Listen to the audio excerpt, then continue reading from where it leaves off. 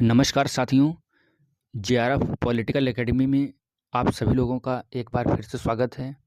जैसा कि हम सभी ने पिछले वीडियो लेक्चर में प्राकृतिक अधिकारों पर एक लेक्चर आप लोगों ने देखा था। अधिकार कब महसूस किए गए, अधिकारों की उत्पत्ति कैसे होती है, राज्य के पहले और राज्य के बाद में अधिकारों में किस प्रकार परिवर्तन देखने को मिलता है, प्राकृतिक अधिकार प्राकृतिक क्यों होते हैं, आज इस वीडियो लेक्चर के माध्यम से हम लोग समझेंगे। और आज का वीडियो लेक्चर सिर्फ प्राकृतिक अधिकार सिद्धांत पर आधारित होगा, क्योंकि इसमें कई सारे सिद्धांत हैं, जैसे प्राकृतिक सिद्धांत, कानूनी सिद्धांत, ऐतिहासिक सिद्धांत। इन सिद्धांतों को बहुत ही सरल शब्दों में समझेंगे। ये वीडियो सिर्फ आपको देखना नहीं है, बल्कि इसको समझना है और साथ साथ में आपको नोट्स बनाना है, क्योंकि मेंस में रिटन होता है और ग्रेजुएशन में भी हम लोगों को लॉन्ग आंसर लिखने रहते हैं। तो कैसे लिखेंगे, संक्षिप्त में कौन कौन सा उसमें हम डाटा को रखें जिससे हमारा आंसर कंप्लीट हो सके। और आप लोगों के सवाल के आधार पे ही जो भी कंटेंट होगा उसको हम बनाते रहेंगे। तो चलिए हम लोग शुरू करते हैं। अधिकारों का जो वर्गीकरण है, क्लासिफिकेशन ऑफ राइट्स, सबसे पहला नैतिक अधिकार है, इसके बाद कानूनी अधिकार हैं, फिर कुछ सकारात्मक अधिकार होते हैं और कुछ नकारात्मक अधिकार होते हैं। नैतिक अधिकार, नैतिक अधिकार क्या होते हैं? नैतिक अधिकार जो मोरल बेस होते हैं, जो उचित और अनुचित पर आधारित होते हैं, जिसमें सही और गलत के आधार पर अधिकारों का वर्गीकरण किया जाता है। जैसे नैतिक अधिकार वे अधिकार होते हैं जिनका संबंध किससे होगा? मानव के नैतिक आचरण से होगा। जो मनुष्य का नैतिक आचरण है, अच्छा है या बुरा है, इस आधार पे है। तो नैतिक अधिकार क्योंकि मोरल बेस होते हैं, इसलिए वे अधिकार जिनका संबंध मानव के नैतिक आचरण से होता है। लेकिन अनेक विचारकों ने इस अधिकार को स्वीकार नहीं किया है, क्योंकि ये अधिकार राज्य के द्वारा प्रोटेक्ट नहीं होते हैं। यानी कि अनेक विचारकों ने इस नैतिक अधिकार को मान्यता नहीं दी है, क्योंकि राज्य इनको प्रोटेक्ट नहीं करता है, यानी कि राज्य इनके रक्षित नहीं करता, राज्यों के द्वारा ये रक्षित नहीं किए जाते हैं, इसलिए इनको राज्य के द्वारा मान्यता प्राप्त नहीं होती है। इस आधार पर अनेक विचारकों ने इन अधिकारों को मान्यता नहीं दिया है, स्वीकार्यता प्रदान नहीं की गई है। इन्हें धर्मशास्त्र, जनमत या आत्म चेतना के द्वारा स्वीकृत किया जाता है और राज्य के कानूनों से इनका कोई भी संबंध नहीं होता है, इसलिए ये नैतिक अधिकार होते हैं। इसके बाद है कानूनी अधिकार। कानूनी अधिकार वे अधिकार होते हैं जिनकी व्यवस्था राज्य द्वारा की जाती है, यानी कि कानूनी अधिकार राज्य से पहले नहीं है, क्योंकि राज्य से पहले तो प्राकृतिक समाज था, प्राकृतिक अवस्था थी, तो वहाँ पर कानूनी अधिकार नहीं थे, वहाँ पर प्राकृतिक अधिकार थे। जब सामाजिक समझौते के माध्यम से राज्य का आगाज होता है, जन्म होता है, उत्पत्ति होती है, तब कानून आता है, यानी कि कानूनी अधिकार अब राज्य के द्वारा प्रोटेक्ट किए जाएंगे, यानी कि राज्य के द्वारा संरक्षित किए जाएंगे। और इनका उल्लंघन करने पर यदि कोई व्यक्ति इन अधिकारों का उल्लंघन करता है तो कानून उसे दंड भी देता है, और कानून का संरक्षण प्राप्त होने के कारण इन अधिकारों को लागू कराने के लिए राज्य के द्वारा एक आवश्यक कार्यवाही की जाती है। इसे हम लोग कानूनी अधिकार कहते हैं। लेखक महोदय कहते हैं कि कानूनी अधिकार वे विशेषाधिकार हैं जो एक नागरिक को अन्य नागरिकों के विरुद्ध प्राप्त होते हैं तथा जो राज्य की सर्वोच्च शक्ति के द्वारा प्रदान किए जाते हैं। यहाँ पर सर्वोच्च शक्ति के द्वारा प्रदान किए जाने का अर्थ है राज्य, क्योंकि राज्य एक सर्वोच्च शक्तिशाली संस्था है, उनको प्रोटेक्शन जो है वो स्टेट करता है। तो कानूनी अधिकार के बाद जो है सकारात्मक अधिकार क्या होते हैं? Positive rights.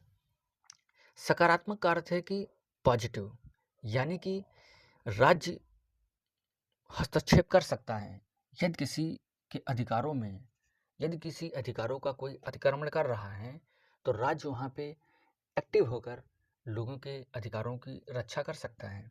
सकारात्मक अधिकार का अर्थ होता है कि व्यक्ति को आत्म विकास में सहायता देने के लिए राज्य की ओर से क्या-क्या व्यवस्थाएं की जाती हैं। यानी कि यदि व्यक्ति को अपना आत्म विकास करना है, क्योंकि आत्म विकास तभी हो पाएगा जब किसी भी तरीके का मनुष्य के चारों ओर किसी भी प्रकार का कोई ऑब्स्टेकल ना हो, कोई भी बाधा ना उत्पन्न हो उसके आत्म विकास को पूरा करने में। यदि व्यक्ति के आत्म विकास में कोई बाधा उत्पन्न हो रही है तो राज्य वहाँ पर हस्तक्षेप करके उस मनुष्य के, नागरिक के आत्म विकास के लिए बहुत सारे कार्य करता है।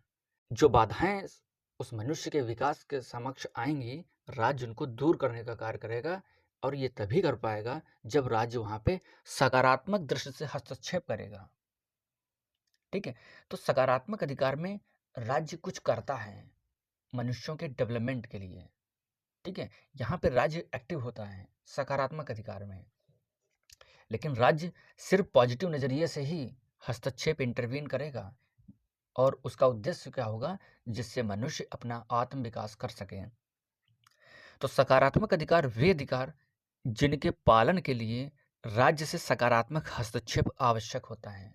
नकारात्मक अधिकार क्या होते हैं? वे अधिकार जिनमें राज्य से अपेक्षा की जाती है कि वह हस्तक्षेप कम से कम करे मनुष्य के आत्म विकास में। व्यक्ति को स्वतंत्र रूप से जीने दें, क्योंकि मनुष्य जब स्वतंत्र रूप से जी पाएगा तभी तो वो कुछ कार्य कर पाएगा।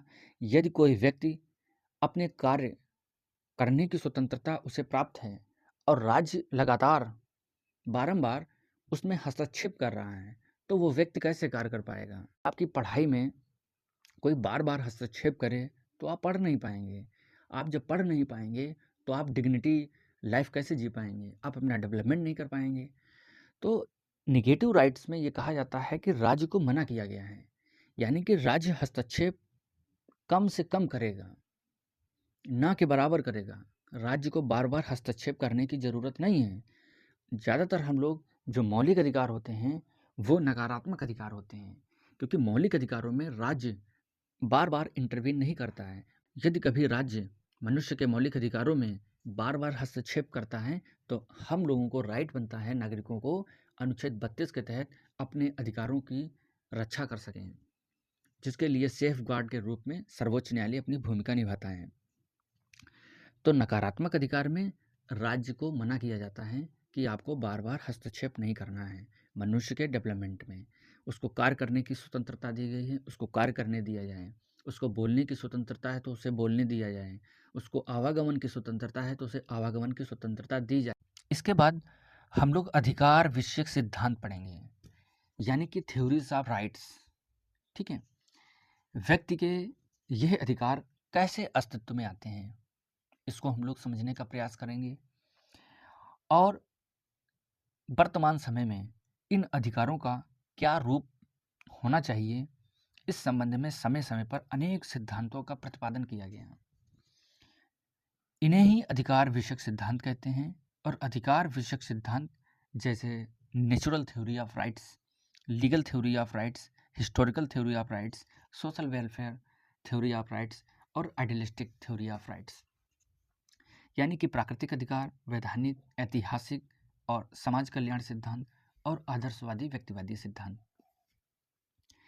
ये अधिकार जैसे ही इन अधिकारों का प्रादुर्भाव होता है, इनका विकास होता है, कुछ विद्वानों ने इन अधिकारों को स्वीकृति प्रदान की और कुछ विद्वानों ने अपने एक अलग नए सिद्धांत गढ़ते चले गए। इसीलिए हम लोग प्राकृतिक सिद्धांत देखते हैं। जब ये पुराना हो गया, जब इसमें कुछ कमियां हुई तो वैधानिक सिद्धांत, उसके बाद ऐतिहासिक सिद्धांत, फिर समाज कल्याण सिद्धांत, इस तरीके से सिद्धांतों का क्रम बढ़ता चला गया। आज हम सबसे पहले पढ़ेंगे प्राकृतिक अधिकार। प्राकृतिक अधिकार किसे कहते हैं? प्राकृतिक अधिकार प्राकृतिक क्यों हैं, इस बात को हम लोग समझेंगे। अधिकार तो हम लोगों ने पहले चैप्टर में पढ़ लिया है, लेकिन आज ये समझेंगे कि नेचुरल राइट्स जो हैं वो नेचुरल क्यों हैं, इनको हम नेचुरल क्यों बोलते हैं, प्राकृतिक क्यों बोलते हैं। देखिए, सबसे पहले प्राकृतिक अधिकार की डिफिनेशन को समझने से पहले इसके शब्द को हम लोग समझ लेते हैं, ये है क्या। तो वह अधिकार जो मनुष्य को जन्म से मिलते हैं, जिन्हें राज्य या कानून नहीं देता है, क्योंकि प्राकृतिक हैं। मैंने बताया था कि प्राकृतिक राज्य से पहले था, ठीक है? जब राज्य से पहले प्राकृतिक था, तो स्वाभाविक है कि उन अधिकारों को राज्य ने नहीं पैदा किया हो। राज्य ने तो कानूनी अधिकार पैदा किए होंगे। तो वे अधिकार जो मनुष्य को जन्मतः मिलते हैं, नेचुरली मिलते हैं, प्राकृतिक रूप से मिलते हैं, उनको हम प्राकृतिक अधिकार कहते हैं। और जो जन्मतः मिले हैं, यानी कि इन अधिकारों का राज्य से कोई लेना देना नहीं है, तो इस प्रकार राज्य इनको रक्षित भी नहीं करता है और इन्हें कोई छीन भी नहीं सकता है, क्योंकि ये प्राकृतिक हैं। इस तरीके से प्राकृतिक अधिकार इंसान होने के कारण हमें जो अधिकार मिलते हैं, उनको हम नेचुरल राइट कहते हैं। ये आप लोगों को समझना है। इसके बाद ये प्राकृतिक क्यों हैं? क्योंकि ये पैदा होते ही अधिकार मिलते हैं, जन्म के साथ ही ये अधिकार आ जाते हैं और इन्हें किसी स्कूल, ना ही किसी सरकार ने, ना ही किसी कानून ने इनको नहीं लाया है, ठीक है? इसलिए जो अधिकार हैं वो जन्म से होते हैं और उन्हें हम लोग प्राकृतिक अधिकार कहते हैं। एक उदाहरण के माध्यम से हम लोग समझने का प्रयास करते हैं, क्योंकि ये प्राकृतिक अधिकार इंसान की स्वाभाविक प्रवृत्ति से जुड़े होते हैं। यानी कि ये स्वाभाविक जो प्रवृत्ति है, जो ह्यूमन टेंडेंसी है, जो उसका व्यवहार है, उससे जुड़ा हुआ होता है। जैसे स्वाभाविक का मतलब क्या होता है? जो स्वाभाविक हो, जिसमें किसी भी प्रकार का कोई हस्तक्षेप ना हो। यानी कि ये इंसान की स्वाभाविक प्रवृत्ति से जुड़े होते हैं, स्वाभाविक प्रवृत्ति से जुड़े होते हैं। जैसे एग्जाम्पल एक बच्चे का लेते हैं, वो मृत्यु से डरेगा, क्यों? क्योंकि वो अपने जीवन की रक्षा करने के लिए। यदि किसी बच्चे को बांधा जाए तो वो छटपटाएगा, क्यों? क्योंकि उसको फ्रीडम चाहिए। यदि किसी बच्चे का हम खिलौना या छीन लेते हैं तो वो ये कहेगा, दावा करेगा कि ये मेरा है, इस वस्तु पे मेरा अधिकार है, इस वस्तु पे मेरा हक है। यही हक अधिकार होता है। और जब किसी वस्तु को जब वो दावा करता है ये मेरा है, तो वो संपत्ति की भांति हो जाता है। वहाँ पर संपत्ति के अधिकार के रूप में हम लोग देखते हैं। तो जीवन, स्वतंत्रता, संपत्ति, ये एक तरीके के प्राकृतिक अधिकार होते हैं, जिनको जॉन लॉक महोदय ने प्राकृतिक अधिकारों की संज्ञा दी है, क्योंकि ये स्वाभाविक प्रवृत्ति होती हैं। हम सभी लोगों के जीवन में कोई संकट आ जाए तो हम लोग बचाव करेंगे। हर व्यक्ति जो जेल के अंदर है वो छटपटा रहा है क्योंकि उसको स्वतंत्रता चाहिए। तो ये सिर्फ स्वाभाविक प्रवृत्तियां होती हैं जो कि नेचुरल होती हैं, इसीलिए इनको प्राकृतिक अधिकार कहते हैं, जिसमें विशेषकर जीवन का अधिकार, स्वतंत्रता का अधिकार और संपत्ति का अधिकार आता है, जिनको लॉक महोदय ने अपने सामाजिक सिद्धांत, जो सामाजिक समझौतावादी सिद्धांत है, उसके अंतर्गत दिया है। क्योंकि ये प्राकृतिक अधिकार जो प्राकृतिक हैं, इनको किसी ने सिखाया नहीं है, फिर भी वो ऐसा कर रहा है क्योंकि ये स्वाभाविक है। जो बच्चा है उसको किसी ने सिखाया नहीं, ये चीज़ तुम्हारी है, ये खिलौना तुम्हारा है, तुमको यदि कोई बांधेगा तो तुमको स्वतंत्रता चाहिए, ये कोई नहीं सिखाता है। यदि किसी बच्चा के जीवन में कोई बाधा आती है, यदि किसी बच्चे का जीवन खतरे में हो तो सदैव वो बचता है। जैसे कोई बच्चा है, यदि वो आग के सामने जाएगा तो वो एक बार जाएगा, दोबारा उसके पास नहीं जाएगा। ये किसी ने सिखाया नहीं है, क्योंकि ये स्वाभाविक है, ये स्वाभाविक प्रवृत्ति है, ये नेचुरल टेंडेंसी है। इसीलिए ये प्राकृतिक अधिकार प्राकृतिक होते हैं। इसके अर्थ को हम लोग संक्षिप्त में समझ लें, ये अधिकार राज्य से पहले मौजूद थे, राज्य केवल रक्षा करने के लिए बना था। अधिकारों का स्रोत जो है वो प्राकृतिक था, यानी कि मानव स्वभाव था। इनकी विशेषता हम लोग समझते हैं कि जैसे ये जन्म सिद्ध होते हैं, ये सार्वभौमिक होते हैं, सभी मनुष्यों के लिए समान होते हैं और ये राज्य से स्वतंत्र होते हैं। इनको राज्य से कोई लेना देना नहीं। आलोचना हर सिद्धांत की होती है। मुझे लगता है कि जो विचारक उस समय के थे वो इस शब्द का प्रयोग नहीं करते थे, वो एग्री और डिसएग्री, सहमत हैं, असहमत हैं। यदि ये शब्द हम लोग इस्तेमाल करें व्यवहार में तो काफ़ी सकारात्मक प्रभाव पड़ेगा।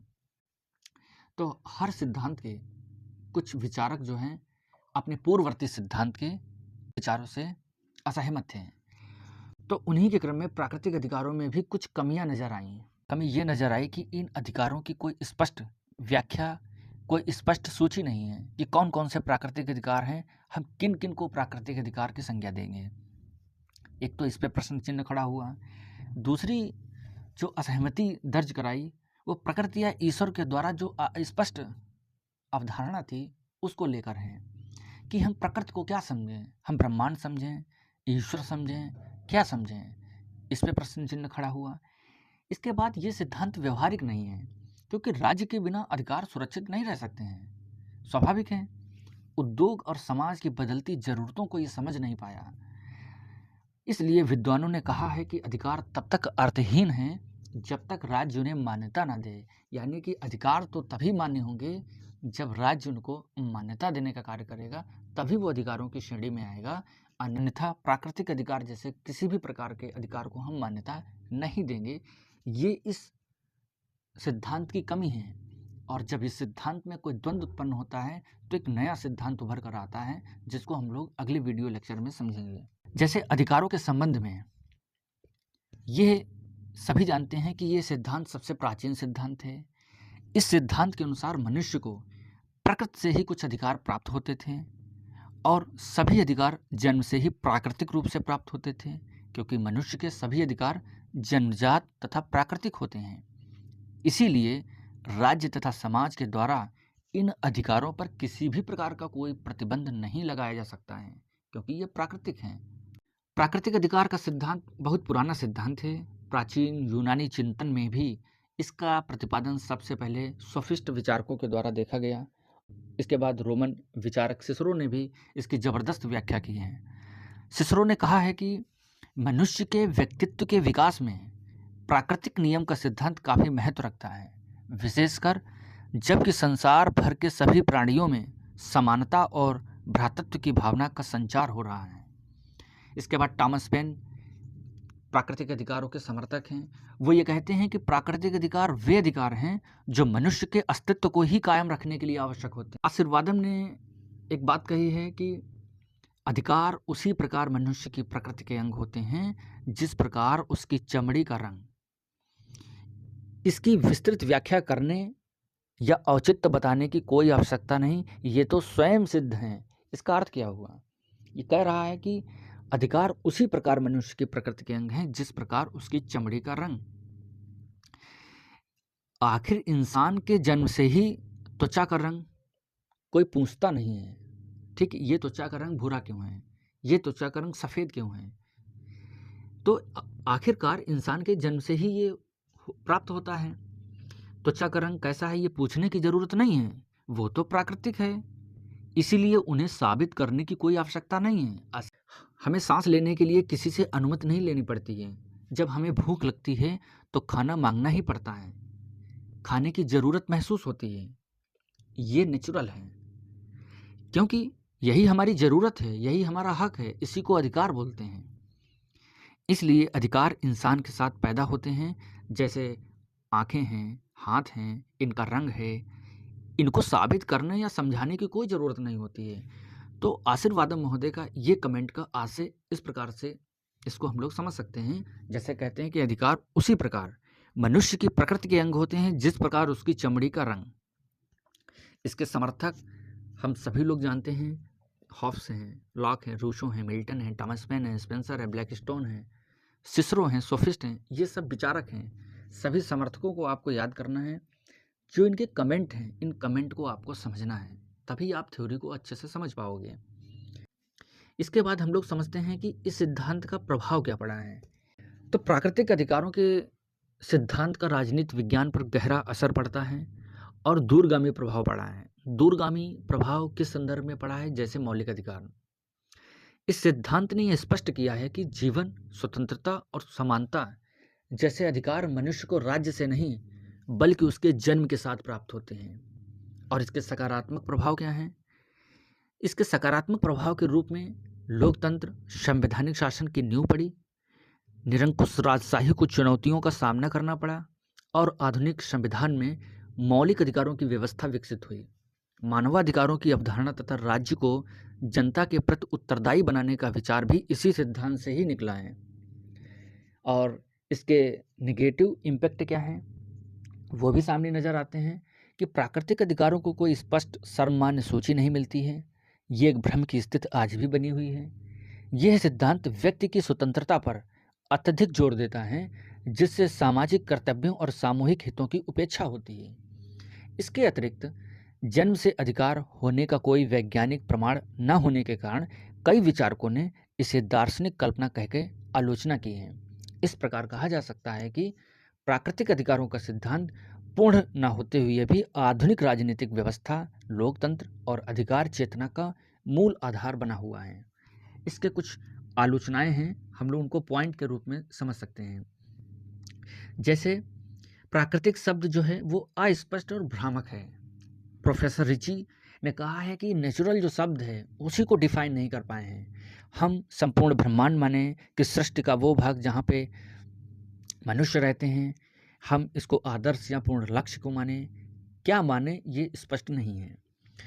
दूसरी आलोचना पॉइंट के रूप में समझ सकते हैं कि प्राकृतिक अधिकारों की सूची पर एक मत नहीं है, क्योंकि कोई विचारकों ने ये नहीं बताया है कि ये प्राकृतिक अधिकार हैं। मतायक पाया जाता है इस विषय पर। अगले पॉइंट के रूप में हम लोग अधिकारों की निरपेक्षता को लेकर है। अधिकारों की निरपेक्षता स्वीकार नहीं की गई। इस सिद्धांत के अनुसार अधिकार व्यक्ति को प्रकृति की देन होने के कारण निरपेक्ष मानता है और अधिकारों पर किसी भी प्रकार का नियंत्रण नहीं लगाया जाए, ये इस बात का समर्थन करता है। लेकिन व्यवहार में स्वतंत्रता और समानता के अधिकारों का प्रयोग प्रतिबंधों की विद्यमानता में ही किया जा सकता है। प्रतिबंध के अभाव में स्वतंत्रता जो है वो उच्छलता में बदल सकती है, यानी कि समानता एक कल्पना मात्र रह जाएगा। इस प्रकार निरपेक्ष अधिकार आवश्यक रूप से संपूर्ण समाज के हित के विरुद्ध होंगे। इसीलिए जब स्वतंत्रता और समानता में किसी भी प्रकार का विवाद होता है, किसी के दूसरे के अधिकारों का अतिक्रमण किया जाता है, वहाँ पर राज्य उसके अधिकारों को बचाव रखने के लिए हस्तक्षेप करता है, तो अधिकार निरपेक्ष नहीं हो सकते हैं। अगली विशेषता है राज्य कृत्रिम संस्था नहीं। सामाजिक मान्यता के अभाव में अधिकारों की कल्पना संभव नहीं है, क्योंकि इस सिद्धांत में समाज से अलग रहकर अधिकारों की कल्पना नहीं की गई है। लेकिन ऐसा संभव नहीं है कि समाज से अलग रहकर हमारे पास शक्तियां भी हो सकती हैं, अधिकार नहीं, क्योंकि बिना सामाजिक मान्यता के अधिकारों का अस्तित्व संभव नहीं हो सकता है। और इस संबंध में ग्लिक राष्ट्र महोदय ने कहा है, अधिकारों की उत्पत्ति इसी तथ्य से हुई है कि मनुष्य एक सामाजिक प्राणी है। वस्तुतः अधिकार तो व्यक्ति के द्वारा किया जाने वाला वो दावा है जिसे समाज स्वीकार करता है और राज्य लागू करता है। इसके बाद एडमंड बर्ग का मानना है कि प्राकृतिक अधिकारों पर बल देना समाज में अराजकता पर बल देने के समान है। वो रूसो के संदर्भ में कहते हैं कि ये मनुष्यों के अधिकारों के बारे में चोकर चिथड़े कागज के छोटे और गंदे टुकड़े मात्र हैं। एडमंड बर्ग कहते हैं कि प्राकृतिक अधिकारों को अराजकता का पाचन कहकर पुकारते हैं। बेंथम ने नेचुरल राइट्स को अलंकारिक बकवास, बैसाखियों पर टिकी बकवास और अराजक भ्रम निरर्थक कहता है। या इसके बाद रिची महोदय कहते हैं कि प्राकृतिक अधिकारों को जन्मदाता न लॉक है न ही रूसो, वरन रूढ़ि और परंपराओं के विरुद्ध प्रोटेस्टेंट क्रांति के फलस्वरूप इनकी उत्पत्ति हुई। मध्यकाल तक प्राकृतिक अधिकारों की संकल्पना तक नहीं है। इसके बाद मेरी वॉलस्टक्राफ्ट प्राकृतिक अधिकारों के सिद्धांत का आधार पुरुष है। इसके महत्व को हम लोग समझें। इस प्रकार के अधिकारों के प्राकृतिक सिद्धांत का जिस रूप में प्रतिपादन किया गया है उस रूप में सर्वथा अमान्य है। फिर भी इस रूप में प्राकृतिक सिद्धांत को स्वीकार किया जा सकता है कि प्राकृतिक अधिकारों का तात्पर्य उन अधिकारों के उपयोग से है जो व्यक्ति के व्यक्तित्व के विकास के लिए अत्यंत आवश्यक हैं, जिनसे मनुष्यों को वंचित नहीं किया जा सकता है। वर्तमान समय के अमेरिका, भारत आदि देशों के संविधान में मौलिक अधिकारों की जो व्यवस्था दी गई है वह अधिकारों की इसी धारणा पर आधारित है। प्राकृतिक सिद्धांत और मौलिक अधिकारों की धारणा में अंतर केवल यही है कि मौलिक अधिकारों की धारणा में स्पष्ट रूप से यह समझ लिया गया है कि राज्य मानव अधिकारों का हनन नहीं कर सकता है, और यदि कोई करता है तो हम लोग सर्वोच्च न्यायालय के पास जाकर अपने अधिकारों की रक्षा कर सकते हैं। इसी के क्रम में लॉर्ड महोदय कहते हैं कि यह स्वीकार किया जाना कि प्राकृतिक अधिकार वे शर्तें जो मानवीय संस्था द्वारा प्रदान की गई हों अथवा नहीं, परंतु जो विकास हेतु अत्यंत आवश्यक हैं। तो इस प्रकार हम लोगों ने आज प्राकृतिक अधिकार को बहुत ही सरल भाषा में समझने का प्रयास किया है। और जो भी चीज़ें मैंने लिखी हैं, आप वीडियो को स्लो करके आप नोट कर सकते हैं, उसको समझ सकते हैं और आप लोग नोट्स बनाते चलिएगा, अन्यथा वीडियो आप देखते रहेंगे और आप स्किप करते रहेंगे।